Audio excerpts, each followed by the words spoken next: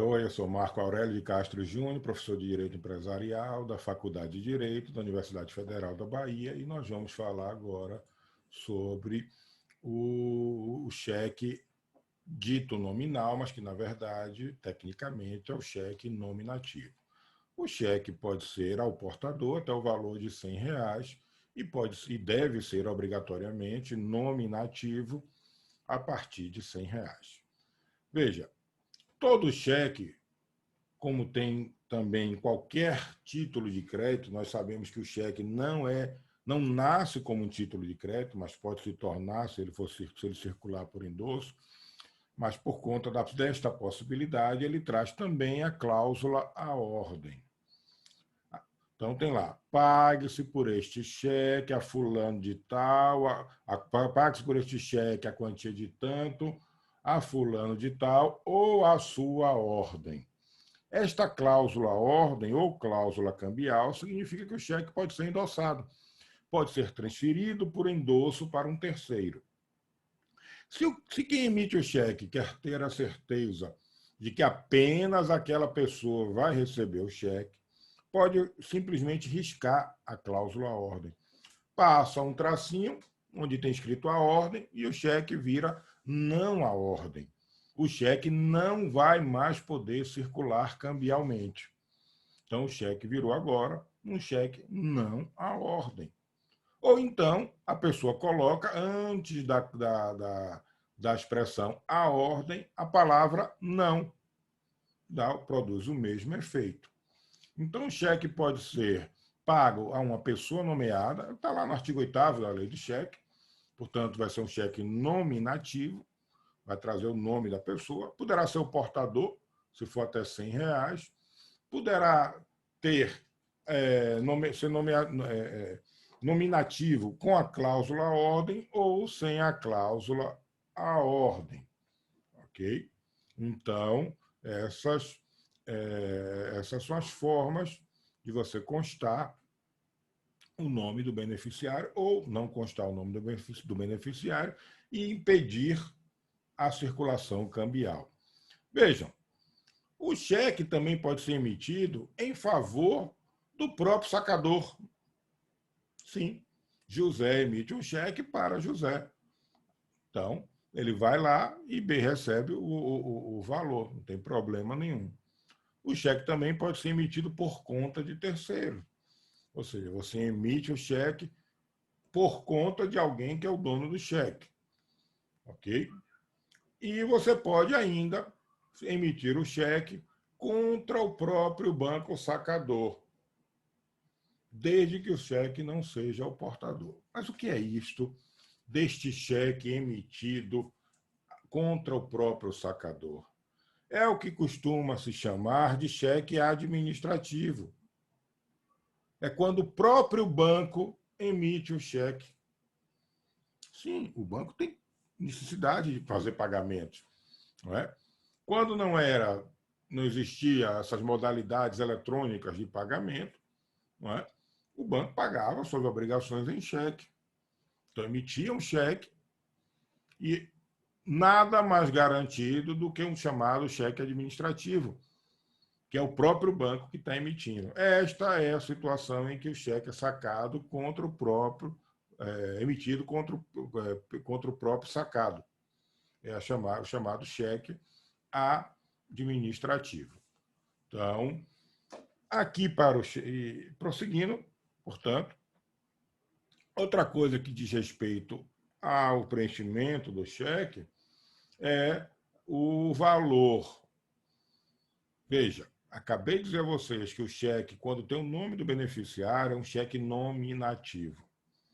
As pessoas costumam chamar equivocadamente este cheque que tem o nome do beneficiário de cheque nominal. Mas nominal não tem nenhuma relação com o nome do beneficiário. Nominal se refere ao valor nominal do título. Todo cheque tem lá um campo onde você coloca o valor em algarismo e tem outro campo onde você coloca o valor por extenso. Assim como acontece com os demais cheques, com os demais títulos, não é? Havendo divergência entre a indicação por extenso e a indicação por algarismo, prevalece a indicação por algarismo. Mas também tem outra regra.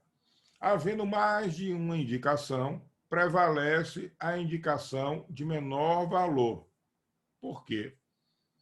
Em relação à divergência entre a indicação por algarismos e por extenso, fica claro que é muito mais difícil você errar na indicação do valor quando você está escrevendo do que por extenso. Você pode botar um número a mais por equívoco.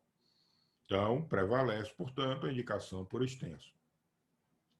A outra forma de dirimir divergências, como eu disse, é que, havendo mais de uma indicação de valor, prevalece a de menor valor. Por quê? Porque se entende, se presume que deve-se proteger o emitente para que não haja uma indicação de valor que não seja aquele seja mais favorável, porque pode haver um equívoco também. Então, indicação por extenso e por algarismo prevalece por extenso. Várias indicações, tendo uma delas o menor valor, prevalece a de menor valor. Eu sei o que vocês estão pensando. E se a de menor valor for por número? Então tem lá, escrito R$100, 100,00. E tem escrito R$1.000. O que é que vale? O que é que vocês acham que vale? Para a maioria, vai prevalecer a indicação por extenso. Porque, como eu disse, é muito mais difícil você errar a indicação por extenso do que por algarismos. Ok? Bom,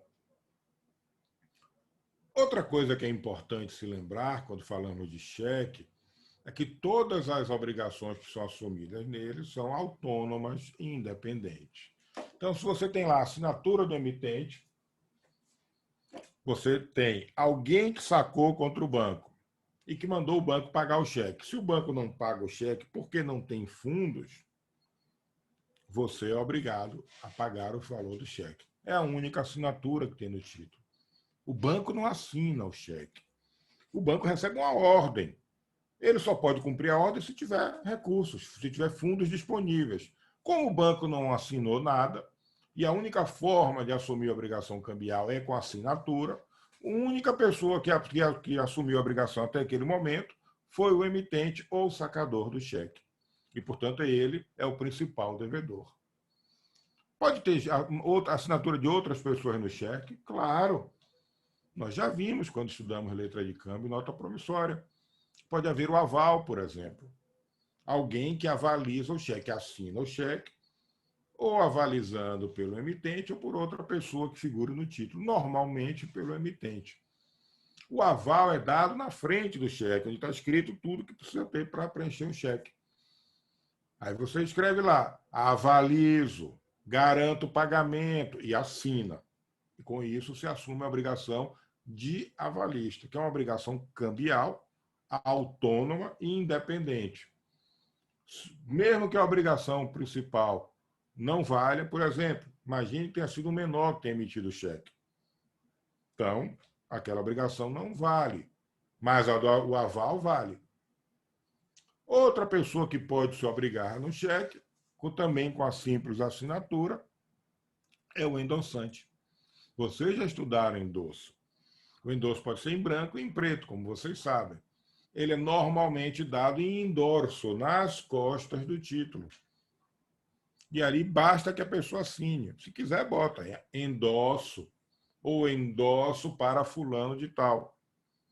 É possível fazer o endosso na frente do título? É possível, não é comum, mas nesse caso você tem que dizer que está endossando, porque não pode ter porque senão vai se presumir que a assinatura é do avalista. Então vejam, se a assinatura é o que cria a obrigação, e essas obrigações são independentes e autônomas, pode ser uma pessoa incapaz que tenha emitido cheque, pode ter sido uma assinatura falsa, pouco importa. Pouco importa, porque o avalista, o endossante, qualquer outro que tenha assinado o título, vai se obrigar ao pagamento. Ok? Outra coisa importante é o seguinte: quando você emite um cheque por procuração, essa procuração tem de ter poderes especiais para emissão de cheque. Se ela não contiver os poderes especiais, você estará agindo ultrapassando os limites dos poderes que tem e, dessa forma, assumindo obrigação pessoal. Então, se alguém assina um cheque como mandatário com poderes especiais, o faz nesta qualidade, e quem se obriga é o mandante. Mas se não há poderes especiais, quem se obriga é o mandatário, porque, na verdade, não foi mandatário. Ele se obrigou porque ele assinou o título. Então, essa é uma situação como acontece em qualquer título de crédito. Não é? Já disse a vocês também, em outra oportunidade, que o cheque pode ter os seus requisitos completados até o momento da apresentação ou do depósito. Bom, mas vejam, o cheque nasce como um meio de pagamento. Ele pode se transformar num título de crédito, quando esse crédito é mobilizado, quando este crédito é transferido. Esta transferência cambial se dá por endosso. É por isso que tem lá a cláusula ordem no cheque. Se tiver riscada a cláusula ordem, não há transferência cambial. O que há é uma cessão de natureza contratual de crédito e com efeitos completamente diferentes. Na cessão de crédito, o cedente garante a existência do crédito até aquele momento, não depois. No endosso, não. Uma vez que tem assinado o título, ele se obriga, via de regra, pelo pagamento do título em qualquer momento da vida do título. Ok? Bom, como é que se dá para o endosso?